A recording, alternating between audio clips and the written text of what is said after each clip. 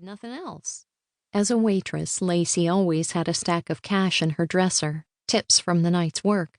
It was easier to pay cash for things instead of going to the bank, putting the money into an account, buying stuff with a credit card, and then paying it off every month. "You have to establish a line of credit," he said. "The bank won't think it can trust you with large quantities of money if it hasn't seen you pay back small ones." Lacey sat up, annoyed with that logic. "I would think the loan officer would know he could trust me because I'm 24, been living on my own for like 6 years, and never needed to borrow money before.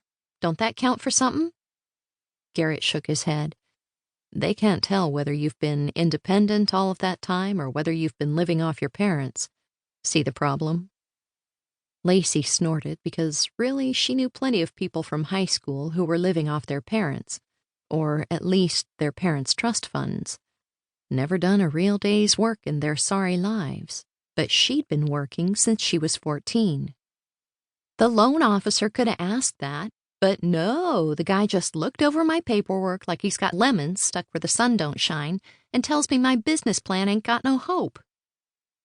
Her plan had been to start a high-end Mediterranean restaurant, which would fit in with the high-end tourists that strolled through Echo Ridge each day. Wealthy people flocked here for skiing in the winter, and in the other seasons came for art shows, mountain biking, and the Tulip Festival. They also came here just to hang out with other loaded people, like the place was a watering hole for the rich and famous. Lacey had so many good recipes, her mother's baklava alone could have paid the rent. Jojo put the dish of chicken into the microwave to warm it, then took glasses out of the cupboard. "So, get a credit card and pay it off for a few months. That's easy enough." "I ain't got the time."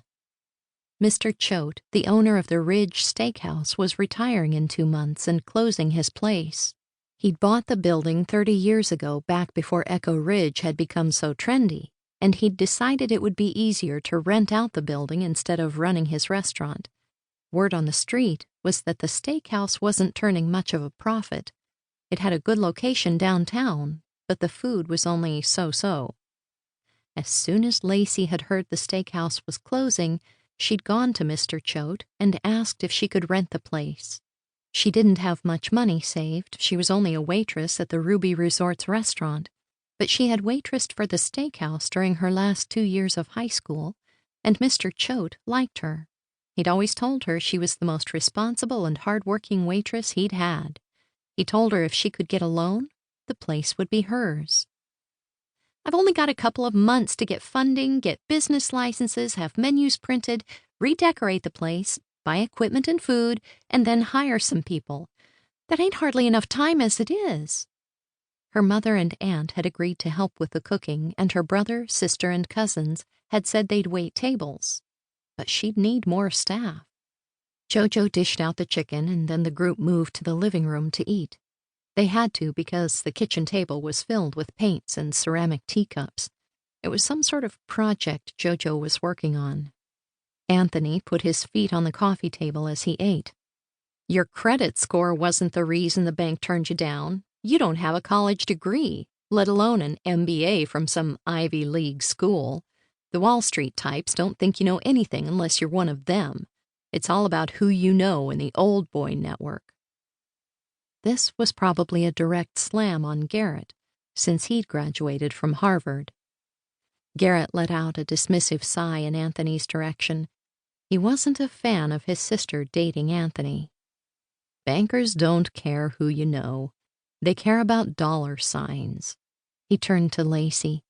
"If the bank thought you were a good risk, they'd give you the money. Your business plan most likely needs some tweaking, and—" His eyes ran over her, studying her and clearly finding her lacking. "You need to present yourself as a competent businesswoman.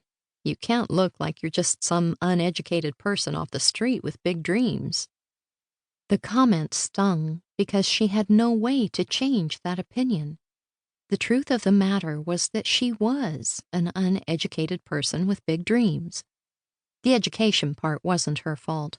She'd meant to graduate from college, had even gone to a semester at Fulton Montgomery Community College. But she'd quit when her father was diagnosed with cancer. Someone had to take care.